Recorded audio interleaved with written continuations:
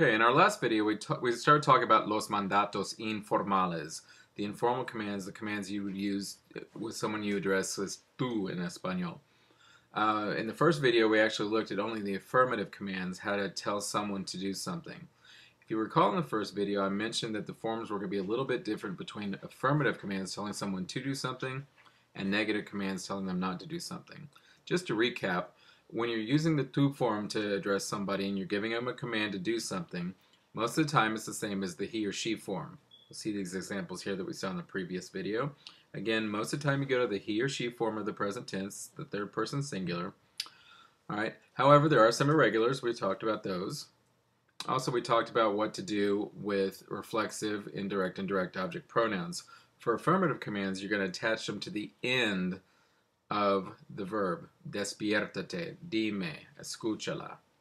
Now then, we're going to continue talking about informal commands, but now we're going to be looking at what to do when you're telling someone you would address as tú not to do something. And as we'll see in a moment, the verbs are going to be actually quite different than the verbs for telling someone to do something. Let's take a look. When you're addressing someone in the tú form, the verb form, and you're telling him not to do something, the verb form is actually going to be different from the affirmative command. For AR verbs, here's what you're going to do. You're going to go to the yo form of the present tense. For example, let's take the verb comprar. Comprar is an AR verb. You're going to start off not with the infinitive, like we've done with conjugating in the past, but we actually start off with the yo form of the present tense. So we're going to start off with compro, the yo form of the present tense.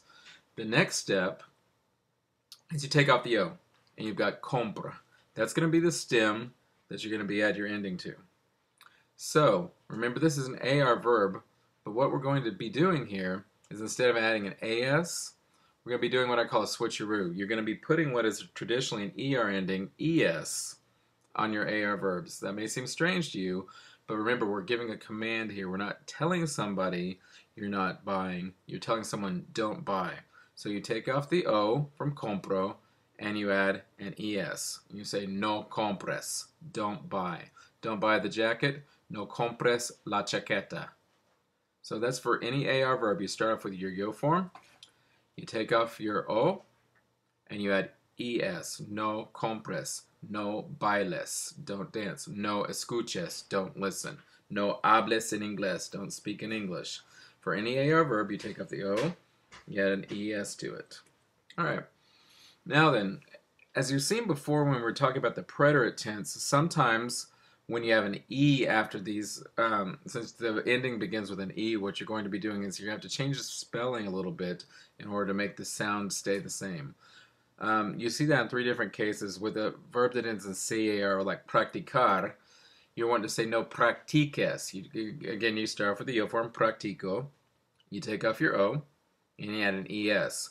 But if you leave the C there, it's going to be pronounced no practices. And you don't want to say no practices. To make a K sound in front of an E or an I, you always have to use a QU. So in Spanish, you always change the spelling to keep the sound the same. Same with verbs that end in GAR, llegar. Alright, you're going to take off the O from the yo form, llego, and you want to say no llegues. But to change the G sound, to keep that G sound in front of an E, you have to use a GU. So you're not wanting to say no lleges, you want to say no llegues. So remember to change that to a GU if it ends in GAR. For verbs ending in ZAR, such as lanzar, to throw, just remember that you never see a Z in front of an E or an I in modern Spanish. You'll actually change it to a C. So you go, the yo form is lanzo, you take off your AR, and you add ES, no lances, but again you have to make that spelling change. So verbs that end in CAR, verbs that end in GAR, and verbs that end in ZAR, you're going to be seeing that slight spelling change there to keep the sound the same. Now then, what about ER and IR verbs? For AR verbs, we took off the O from the yo form and we added ES. Well, the switcheroo is going to work in the other direction as well. When you're telling him not to do something, telling someone not to do something, again, you go to the yo form of the present tense. Let's take poner as an example, to put. Well, if you recall, the yo form of poner is pongo. So we're going to start with pongo and not the infinitive. Again, the next step, you take off the O, just like you did for AR verbs. Now then, we added an ES to AR verbs. We're going to do the opposite to ER and IR verbs. For ER and IR verbs, you're going to actually add an AS. You're going to put no in front of it. So if you want to say don't put, you actually say no pongas. No pongas. All right. That's for any ER or IR verb. You take off the O. You add an AS from the O form. All right. Now then, keep in mind that some verbs are either stem changing verbs or they're irregular in the yo form in some other way. The trick is you have to remember how they're irregular in the yo form, because again, we're not starting off with the infinitive, we're starting off with the yo form. So let's take example tener. The yo form is tengo. So again, you start with tengo, you take off your O and you say no tengas, don't have. Empezar is a stem changing verb. The yo form is empiezo. The yo form is servir, is sirvo. So you say no empieces, no sirvas. Salir, the yo form is salgo. So if you say don't leave, no salgas. Jugar, the yo form is juego. So you say no juegues. Now notice you also have that spelling change, that GU also, to keep that sound the same. So no juegues, don't play. Don't play. So it's very important that you remember what the yo form is, and you start off with the yo form before you take off that O. All right. Now then, there are 5 verbs in Spanish whose yo form doesn't end in O.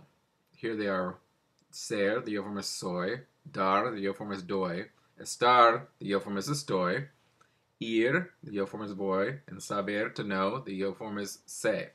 If you notice, you can't take the O off the end of these because they don't end in O.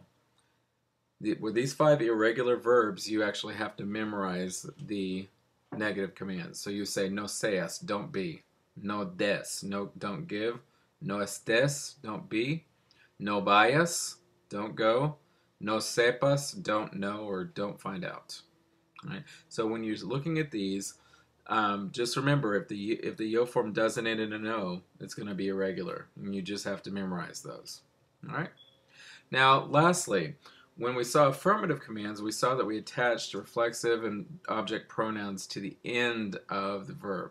So if you want to say speak to me, you would say háblame. However, if you're actually working with negative commands, what you're going to do with the pronouns is you're going to put them in front of the verb like you have been in the past. So if you want to say don't speak to me, no me hables. You put the me in front. You don't say no hables me. No me hables. You want to say don't go away, no te vayas. Again, that te, that reflexive pronoun, you put in front.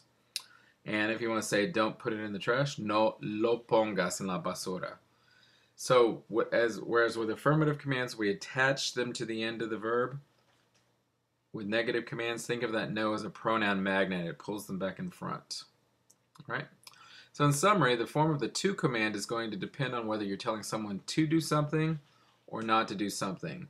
On the left, we have affirmative commands: siéntate, ven conmigo, dámelo, tenla, trae tu libro. And on the right, you see the corresponding negative commands: no te sientes, no vengas conmigo, no me lo des, no la tengas, no traigas tu libro. So if you look from the left to the right, you see that just because you're telling someone not to do something, the form of the verb is going to be different. So remember those steps, go through this as much as you need to, and pay attention to whether the command you're giving is an affirmative command or a negative command.